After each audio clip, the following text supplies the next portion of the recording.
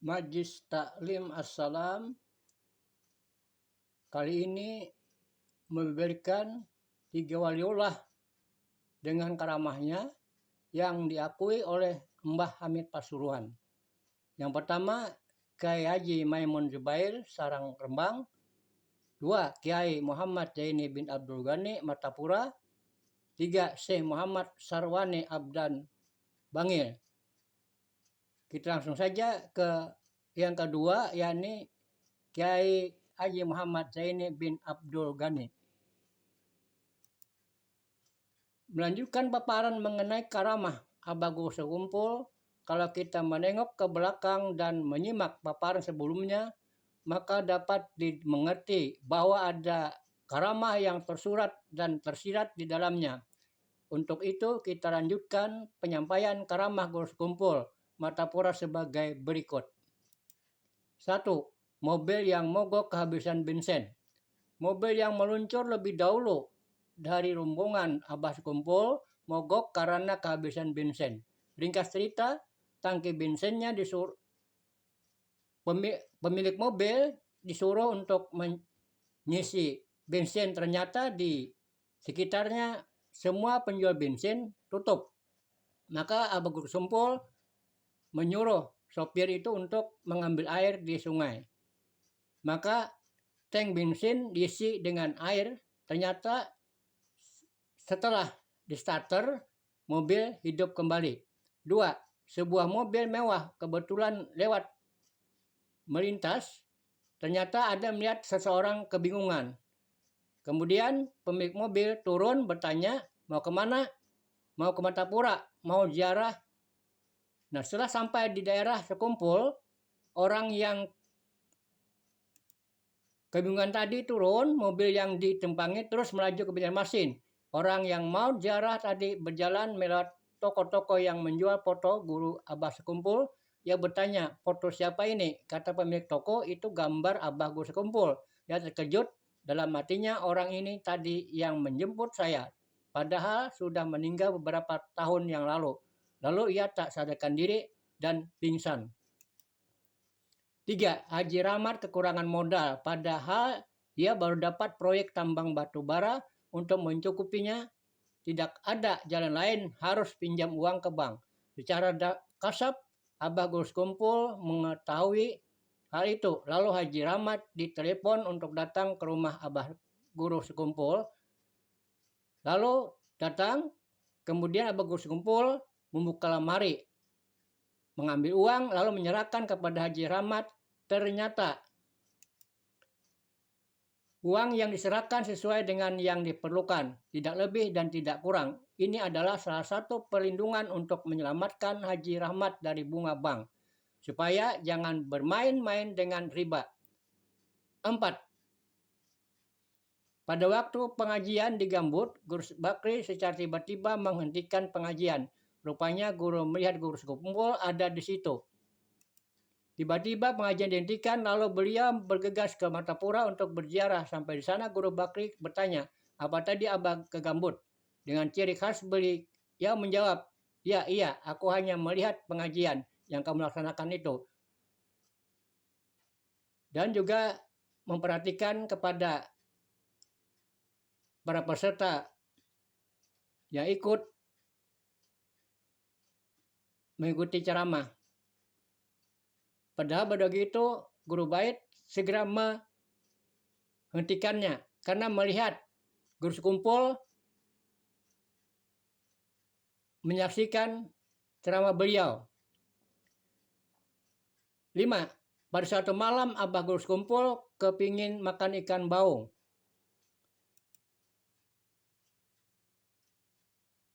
Ikan baung adalah salah satu jenis ikan sejenis patin. Hari larut malam, tentunya tidak ada lagi yang jualan ikan. Singkat cerita, tiba-tiba ada seorang yang datang membawa ikan untuk diberikan kepada Abah, lalu dimasak. Terpenuhilah hajat beliau makan ikan baung. Berikutnya akan dilanjutkan paparan karamah Abah Sekumpul oleh Keramat Wali. 11 karamah Abah Guru Sekumpul. 1. bioskop yang listriknya padam lalu besoknya ambruk. Suatu sore, ketika guru Jaini masih berusia belasan tahun, datang temannya yang masih familinya. Temannya itu mengajak untuk jalan-jalan ke pasar. Guru Jaini muda tidak keberatan, asal tidak terlalu lama. Akhirnya mereka berdua berjalan menyusuri sepanjang pasar, dan tanpa sadar mereka sudah berada di depan sebuah bioskop. Temannya itu mencoba mengajak guru Jaini untuk masuk ke dalam bioskop. Dengan berbagai alasan, guru Jaini menolak halus ajakan itu. Namun sang teman tetap memaksa masuk, sambil menarik tangan guru Jaini muda. Dengan hati berat, guru Jaini menuruti keinginan temannya itu. Akhirnya, apa yang terjadi? Tanpa diduga sebelumnya, seketika seluruh aliran listrik di bioskop itu mati total, dan pemutaran film pun berhenti. Bukan sekedar itu, keesokan harinya, terbetik sebuah kabar bahwa bioskop itu ambruk. Sebuah tempat yang dimasuki oleh kekasih Allah atau aulia Allah akan berubah menjadi baik dan hilang kebatilan dari tempat itu. Dan sungguh besar sekali penjagaan Allah terhadap hamba-hamba yang dicintainya. 2. Angin yang berhembus kencang ketika abah guru dihukum sang ayah. Abah guru sejak kecil dididik dengan sangat ketat oleh orang tuanya. Sang ayah, Guru Abdul Ghani, selalu mengawasi sang anak dengan sangat ketat. Sedang melakukan apapun, sang ayah selalu memperhatikan dengan seksama agar jangan sampai sang anak melakukan perbuatan yang melanggar aturan syariat. Sampai suatu hari, sang ayah mendengar kabar abah guru melakukan sebuah tindakan yang kurang berkenan di hati sang ayah. Ketika abah guru sampai di rumah, beliau diikat oleh sang ayah di tiang rumah. Lalu dupa dinyalakan di dekat wajah beliau, sehingga abah guru merasakan panas. Saat abah guru dihukum oleh sang ayah, alam menjadi ganjil. Angin berliung berhembus sangat kencang. Nenek beliau, Salbiah, yang dikenal sebagai seorang wali majdub, memandang ada kaitan ganjilnya cuaca dengan dihukumnya abah guru. Beliau pun kemudian meminta hukuman itu disudahi saja. Dan benar, sang ayah menghentikan hukuman itu atas permintaan ibunya. Cuaca pun menjadi normal. Angin yang semula berhembus sangat kencang, tiba-tiba menjadi tenang. 3. Membuka kewalian seorang sayyid. Dikisahkan oleh Habib Hussein Al-Idrus dari Singa Mahakam. Ada seorang sayyid yang setiap hari duduk-duduk di tempat perjudian, sampai suatu saat ajal datang menjemputnya. Orang-orang kampung tidak ada yang tahu siapa dia sebenarnya. Di saat wafatnya, hanya istri dan anaknya yang menghadapi jenazahnya. Tidak ada satu tetangga pun datang. Tidak ada satupun tetangga yang mau memandikan, mengkafani, mensolatkan jenazahnya. Sang istri menangis melihat keadaan suaminya. Dia pun berdoa, "Ya Allah, bagaimana dengan jenazah suamiku? Apakah aku buang ke sungai Mahakam ini, atau aku biarkan sampai membusuk? Engkau yang maha luas rahmatmu, berilah petunjuk bagiku." Tiba-tiba masuk seorang tampan tinggi rupawan mengucapkan salam. "Assalamualaikum ya Syarifah." Tampak puluhan orang berjubah dan bersorban mengiringi di belakangnya. "Waalaikumsalam warahmatullah." Si Syarifah tersentak kaget bukan main. Yang datang adalah Al-Imam Asy-Syaikh Muhammad Jaini bin Abdul Ghani sekumpul. Syarifah bertanya, "Kapan pian kesini guru? Kaltim dan Kalsel sangatlah jauh, apalagi kami di daerah Hulu Mahakam, Kembang Jagut ini." Jawab guru sekumpul, "Allah yang memudahkan." Tiba-tiba dari luar banyak orang kampung datang dan terperanjat seketika tahu yang datang guru sekumpul. Maka mereka keheranan dan salah satu dari mereka berkata, "Wahai guru, ini adalah orang yang senang berjudi. Tiap hari duduk-duduk di tempat perjudian." Guru sekumpul tersenyum dan berkata, "Apakah kamu melihat beliau sendiri main judi?" Atau beliau cuma duduk-duduk saja di situ tanpa main judi? Sang penduduk terdiam. Kata Abah Guru sekumpul kemudian, beliau ini yang tiap hari kalian lihat di tempat perjudian adalah seorang zuriat Rasulullah Shallallahu Alaihi Wasallam. Beliau ini yang jadi penyandang bala di kampung sini. Beliau ini yang setiap malam pada saat kalian tidur, beliau bangun dan sholat tahajud mendoakan kalian. Beliau juga yang rela setiap hari duduk di tempat perjudian, berzikir dan memohon ampunan untuk para penjudi agar mereka sadar. Tapi kalian tidak tahu, kalian cuma melihat dengan pandangan johir saja. Beliau tidak terkenal dalam pandangan masyarakat bumi, tapi sangat terkenal di langit. Maka para penduduk menjerit dan menangis. Yang biasa berjudi langsung sujud dan memohon ampun kepada Allah. Lalu jenazah beliau dimandikan, dikafani dan disolatkan hingga diantar ke pemakaman. Hujan pun turun dengan derasnya usai pemakaman tersebut.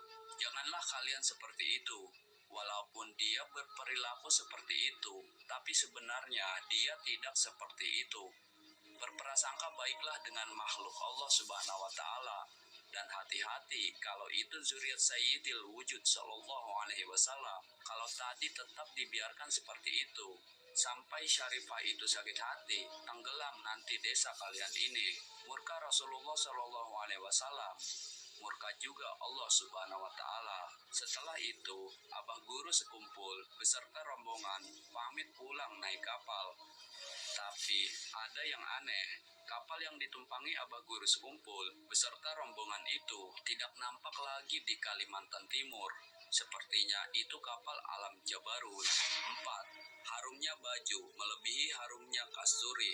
Karomah ini dikisahkan langsung oleh Umi Ella bahwa Abah Guru Jaini sering memakai kaos putih apabila tidur, yang mana kaos putih itu bau harumnya Masya Allah, sangat harum melebihi minyak harum kasturi.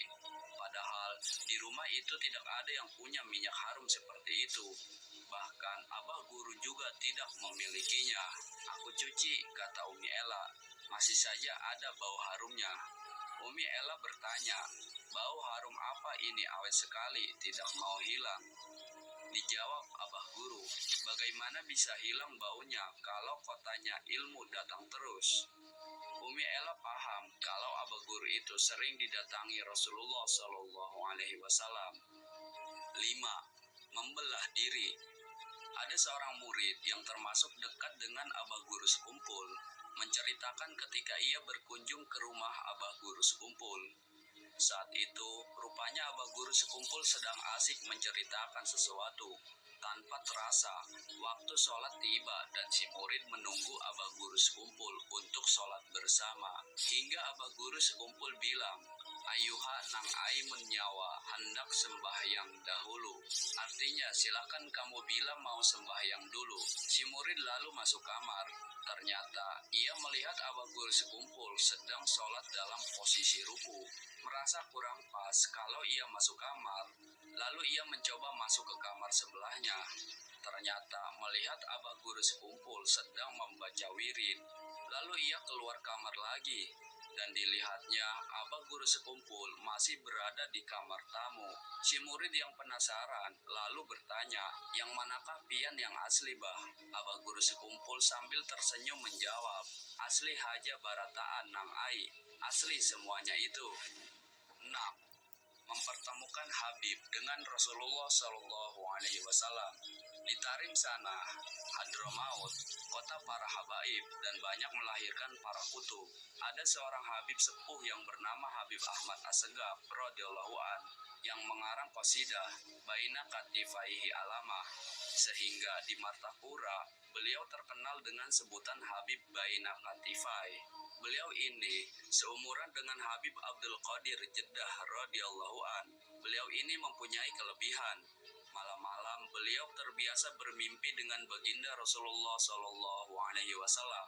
Habib-habib zaman dulu, walau sering bermimpi dengan baginda Rasulullah Shallallahu Alaihi Wasallam, masih sakit hati kalau belum bertemu secara jaga atau yaujotan dengan baginda Rasulullah Shallallahu Alaihi Wasallam. Akhirnya, beliau mendapat isyarat dari Rasulullah Shallallahu Alaihi Wasallam dalam mimpi.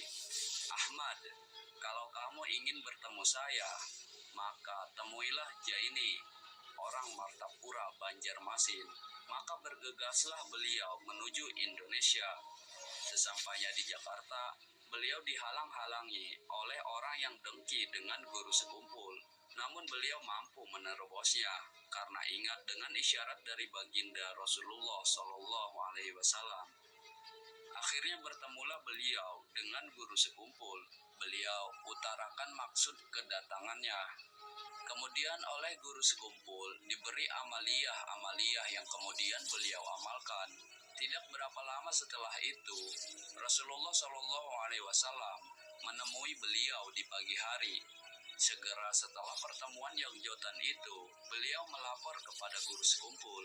Oleh guru sekumpul dijawab, sebelum ke tempat sampean, Rasulullah Shallallahu Alaihi Wasallam menemui saya terlebih dahulu.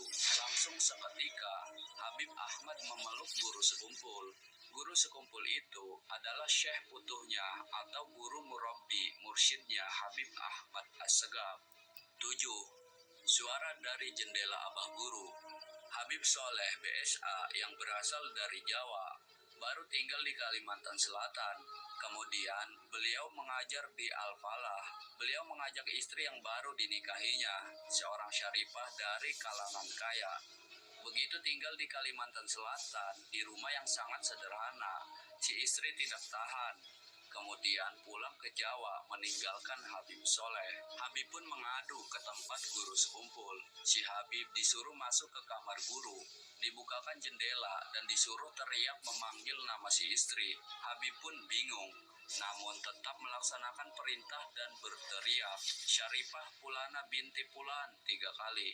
Kemudian Habib disuruh nginap semalaman. Habib Soleh tidak bisa tidur. Maklum, beliau baru di Martapura, jadi belum terlalu yakin dengan guru sekumpul. Di dalam hatinya seperti menyangkal, apakah aku konyol berteriak di jendela malam-malam? Sampai subuh Habib ikut berjamaah walau mengantuk. Sehabis wirid baru bisa tidur.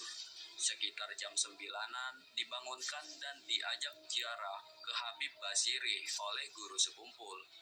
Habib pun ikut, walau hati masih bimbang, namun tak berani protes. Tatkala sampai di landasan pesawat terbang, ada pesawat akan mendarat. Kata guru, Bib, di pesawat itu ada istri kamu. Kalau tidak percaya, ayo kita masuk ke bandara. Mobil pun masuk ke bandara. Si Habib disuruh turun. Guru tetap di mobil. Ternyata benar, istri Habib turun dari pesawat yang mendarat tadi, langsung dibawa masuk ke dalam mobil. Lalu guru bertanya, Pak, kenapa kamu pulang ke Banjarmasin? Syarifah menjawab, tadi malam ketika saya tidur, tiba-tiba ada suara suami saya memanggil 3 kali. Langsung saya bangun dan pesan tiket ke Banjarmasin. Habib Soleh pun tidak lagi meragukan guru sekumpul dan sampai sekarang tinggal di Martapura. 8. Uang yang tidak habis-habisnya. Pada suatu hari, datang rombongan para habaib dari berbagai daerah ke Kalimantan Selatan, tepatnya ke kediaman Kiai Haji Muhammad Jaini bin Abdul Ghani Al-Banjari atau Abah Guru Sekumpul. Sudah tradisi beliau untuk memuliakan tamu-tamu. Abah Guru apabila menerima tamu dari luar daerah, apalagi para habaib, maka Abah Guru Sekumpul akan meminta tamu tersebut untuk menginap beberapa hari di kediaman beliau. Beliau sendiri yang turun tangan untuk melayani para tamu tersebut. Istilah tamu adalah raja sangat terlihat dari sikap dan perilaku Abah Guru Sekumpul terhadap para tamu-tamu beliau. Sampai pada akhirnya rombongan para habaib itu akan pulang, maka bergantilah Abah Guru Sekumpul menyalami satu persatu para habaib tersebut yang jumlahnya puluhan orang. Tapi ada yang aneh, sambil Abah Guru mengambil uang dari kantong baju beliau dan memasukkan uang tersebut ke kantong baju satu persatu para habaib tersebut. Al-Habib Muhsin bin Al-Habib Al-Ghil bin Syahab yang berdiri dekat Abah Guru Sekumpul saat itu sangat mengetahui bahwa di kantong baju Abah Guru tidak ada apa-apa. Kantong baju beliau kosong dan tidak terlihat mengembung oleh jumlah uang yang banyak. Sampai selesai, semua para habaib itu disalami oleh Abah Guru sekumpul yang jumlahnya puluhan tersebut. Terus-terusan, Abah Guru juga mengambil uang dari kantong baju beliau yang seperti tidak ada habisnya untuk beliau berikan kepada satu persatu dari mereka. Tidak terasa, selesai Abah Guru menyelami dan memberikan uang tersebut kepada seluruh habaib yang jumlahnya puluhan orang itu, lalu mendekat Habib Muksin muda kepada Abah Guru. Berkata Abah Guru sekumpul kepada Al-Habib Muksin, "Behinip aja nyawa Muksin ae, nggak usah terkejut, diam saja kalau engkau tahu." 9. Kopiah pemberian Abah Guru. Salah seorang jamaah Abah Guru berkisah, di kampung saya dahulu ada sopir taksi yang dicarter seorang habaib ke rumah Abah Guru sekumpul. Sopir ini berkisah, ramah tamah luar biasa Abah Guru itu terhadap tamu. Sopir ini mengaku kalau jarang sholat.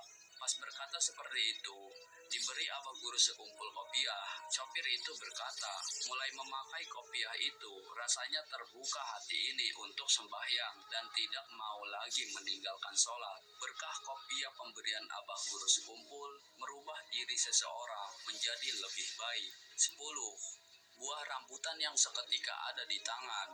Ketika beliau masih tinggal di kampung Keraton, biasanya setelah selesai pembacaan maulid, beliau duduk-duduk dengan beberapa orang yang masih belum pulang sambil bercerita tentang orang-orang tua dulu yang isi ceritanya itu untuk dapat diambil pelajaran dalam meningkatkan amaliyah. Tiba-tiba beliau bercerita tentang buah rambutan, padahal pada waktu itu masih belum musimnya. Dengan tidak disadari dan diketahui oleh yang hadir, beliau mengacungkan tangannya ke belakang dan ternyata di tangan beliau terdapat sebuah buah rambutan yang masak. Maka heranlah semua yang hadir melihat kejadian akan hal tersebut dan rambutan itu pun langsung beliau makan. 11. Menurunkan hujan. Pada suatu musim kemarau yang panjang, di mana hujan sudah lama tidak turun sehingga sumur-sumur sudah hampir mengering, maka cemaslah masyarakat seketika itu dan mengharap agar hujan bisa turun. Melihat hal yang demikian, banyak orang yang datang kepada beliau memohon minta doa beliau agar hujan segera turun. Kemudian, beliau lalu keluar rumah dan menuju pohon pisang yang masih berada di dekat rumah beliau itu. Maka beliau goyang-goyangkanlah pohon pisang tersebut, dan ternyata tidak lama kemudian, hujan pun turun dengan derasnya. 12. Air beliau yang mujarab. Sebagian karomah Abah Guru sekumpul lagi, ada orang yang tertelan gigi palsu, kemudian datang ke rumah Abah Guru meminta air. Waktu itu, beliau sedang tidur. Kemudian, air itu ditiupkan oleh guru sekumpul. Lalu air tersebut diambil oleh orang itu, kemudian diminumlah air itu. Setelah diminumnya, ternyata keluarlah gigi palsu yang tertelan itu. 13. Suara Abah Guru sekumpul terdengar sampai ke atas langit. Ketika Habib Anis mau ke sekumpul naik pesawat, di tengah-tengah penerbangan, Habib Anis berkata, suara deru pesawat telah berhenti, dan ini dengarlah, suara Guru Jaini sedang membaca maulid terdengar sampai ke atas langit. Semua rombongan mendengarnya dengan jelas maulid yang dibacakan oleh Abah Guru sekumpul. 14. Melunasi hutang tanpa diberitahu. Suatu hari, Habib Maksum dari Pasuruan bertamu ke rumah Abah Guru sekumpul. Di perjalanan itu, ia berkata, jika Guru Jaini itu betul-betul wali Allah, maka hutangku 21 juta rupiah lunas. Sampai di kediaman Abah Guru, ia pun disambut dengan ramah lalu dipersilahkan duduk. Ketika sedang bercakap-cakap beberapa saat, tiba-tiba datang seseorang menyerahkan cek kepada Abah Guru.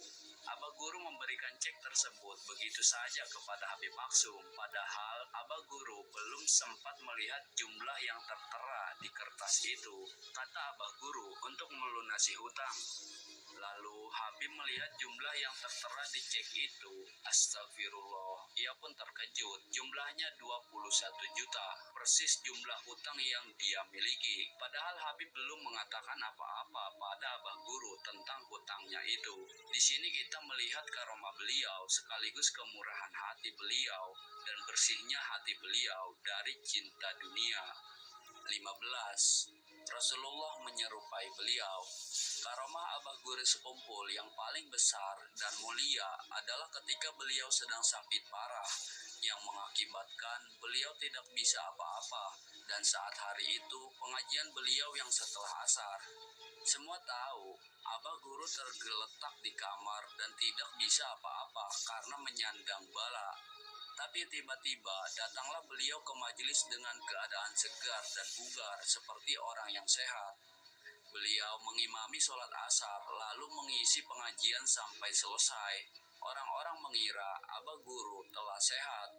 Namun setelah pengajian terbukalah semuanya ketika salah seorang habaib dari Hadramaut berkata, beruntung murid-murid Syekh Jaini telah dipimpin langsung oleh Rasulullah SAW yang datang dan menyerupai Syekh Jaini atau abah guru sekumpul. Subhanallah. Nah, begitulah 15 karomah abah guru sekumpul. Sekian dari kami. Wassalamualaikum warahmatullahi wabarakatuh.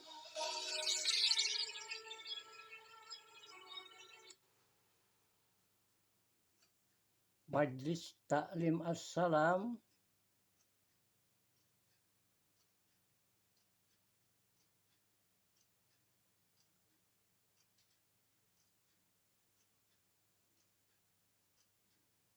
mencoba menambahkan dari terdahulu ada 5 karamah, berarti jumlah yang ada ditambah 2 ditambah 15 itu menjadi 22 karamah. Jadi kalau kita ikuti papan tersebut di atas, ada 22 karamah abah guru sekumpul Martapura, termasuk 15 karamah yang dibacakan oleh keramat wali tadi. Ikuti terus video berikutnya, tapi jangan lupa like, subscribe, usap gambar loncengnya, and share. Terima kasih. Wassalamualaikum warahmatullahi wabarakatuh.